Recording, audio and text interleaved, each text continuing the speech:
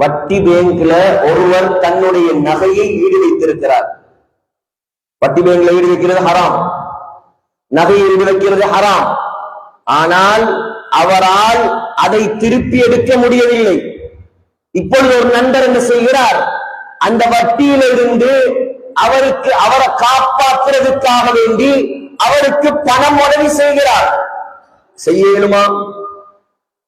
கடன் கொடுக்க இயலுமா? கடன் கொடுக்கலாம், அவர் அந்த ஹராத்திலிருந்து பாதுகாக்கலாம்.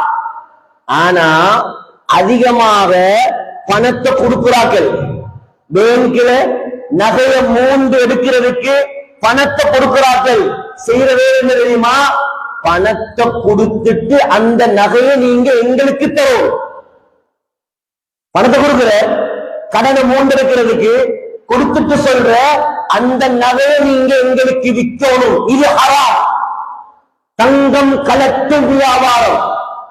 அறுதியாக கூடிய தங்கத்தை கலட்டி எடுப்பது, எடுத்து அவர் யாருக்காவது கொடுத்தா பரவாயில்ல, எனக்குத்தான் நீ விற்க வேண்டும் என்று நிபந்தனை போட்டால் அந்த தொழில், அந்த நிபந்தனை ஹராம்.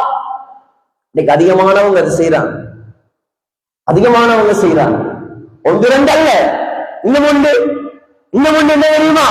பல சூரத்துகள், அரை மணி நேரம், 3/4 மணி நேரம் கொத்துமாவில் அனைத்தையும் எனக்கு சொல்லி முடிக்க முடியாது.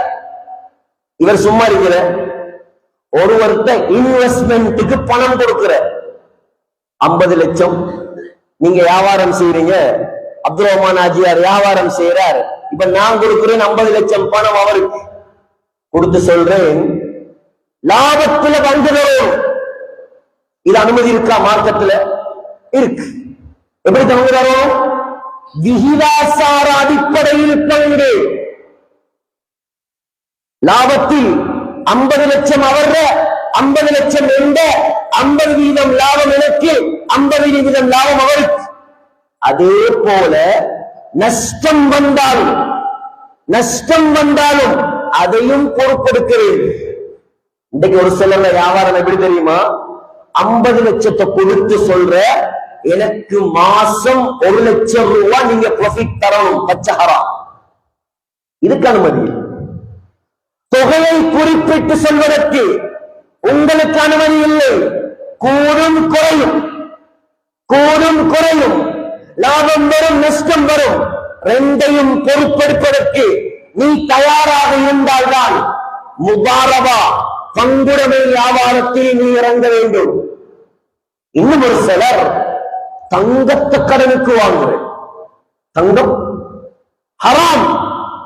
ஒரு நிமிஷம் கூட தங்கத்தை கடனுக்கு வாங்கவோ விற்கவோ இந்த மார்க்கத்தில் அனுமதி கிடையாது. உதாரணமாக நகை வாங்க போறார், 5 லட்சம் ரூபாட நகை, 4 லட்சம் தான் கையில் இருக்கு.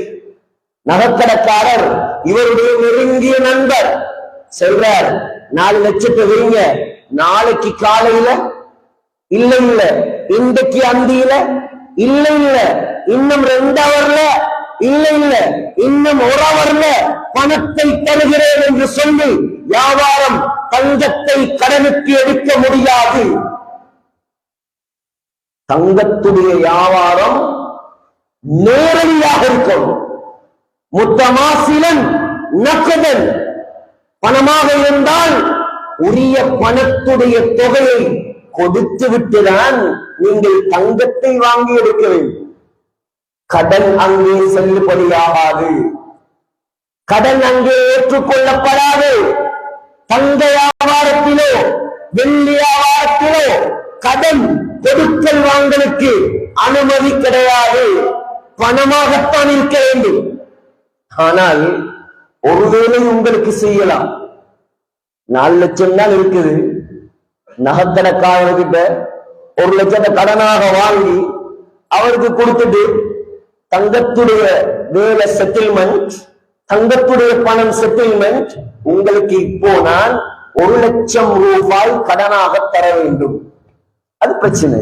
பணம் கடன் பிரச்சனை இல்லை, தங்கம் கடனாக எடுக்க முடியாது. இன்று அதிகமானவர்கள் சகோதரர்களே இந்த இன்வெஸ்ட்மெண்ட் இந்த சல்லியை கொடுத்து லாபம் எடுக்கக்கூடிய விடயத்திலே எத்தனையோ பேர் மாட்டிக்கொண்டு தவிக்கிறார்கள்.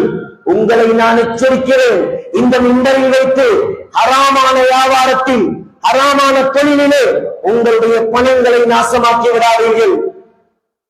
ஸல்லல்லாஹு அலைஹி வஸல்லம் சொன்னாங்க, லயத்தியன்ன அலன் நாஸி ஸமான், ஒரு காலம் வரும், மக்கள் மீது ஒரு காலம் வரும், முழு பேரும் வட்டிக்குள் மாட்டிக்கொள்வார்கள்.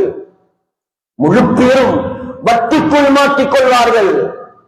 அப்படி வட்டி அவர் எடுக்கவில்லை என்றாலும் அஸாபஹு மின் குபாரிஹி, அபூ தாவூதுல வருது, வட்டியுடைய புகையாவது அவர் மீது வந்து படும் என்றார்கள்.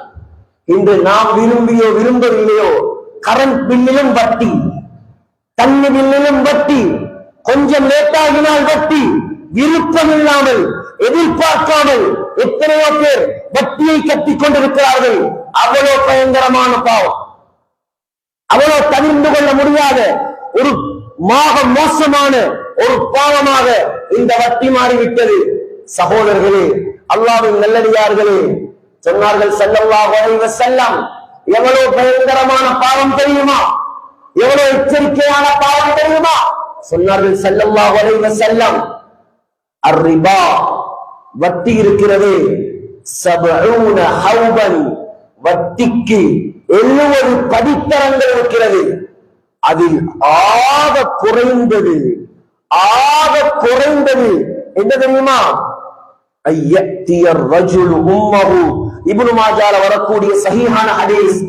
வட்டியில் ஆக குறைந்த பாவம் ஒரு மனிதன் தன்னுடைய தாயோடு விபச்சாரம் செய்வதற்கு சமம். இதை விட கேவலமான ஒரு வார்த்தை வேணுமா? யாராவது விரும்புவார்களா தாயோடு சேர்வதற்கு? அதை விட கேவலமான ஒரு பாவம் இந்த உலகத்தில் இருக்குமாக இருந்தால் அது வட்டி என்றார்கள் ஸல்லல்லாஹு அலைஹி வஸல்லம். முஸ்னத் அஹ்மதுல வருது. இதெல்லாம் இந்த மிம்பரை சாட்சியாக வைத்து நாம் எட்டி வைக்கிறோம். நன்றாக கேளுங்கள், நன்றாக விளங்கிக் கொள்ளுங்கள். முஸ்னத் அஹ்மதுல வருது. சொன்னாங்க ஸல்லல்லாஹு அலைஹி வஸல்லம், திர்ஹமு ரிபன், திர்ஹமு ரிபன், எங்கட பாசையில சொல்றேன்டா, ஒரு ரூபா காசு வட்டி, யக்குலுஹு ரஜுலு வஹுவ யஅலம், தெரிந்து கொண்டு அறிந்து கொண்டு ஒரு ரூபாய் வட்டி சாப்பிடுவது இருக்கிறது. சொன்னார்கள், அஷத்து மின் 36 ஜன்யத்தன், 36 தரம் விபச்சாரம் செய்வதை விட ஒரு ரூபா வட்டி எடுக்கிறது பயங்கரம் என்றார்.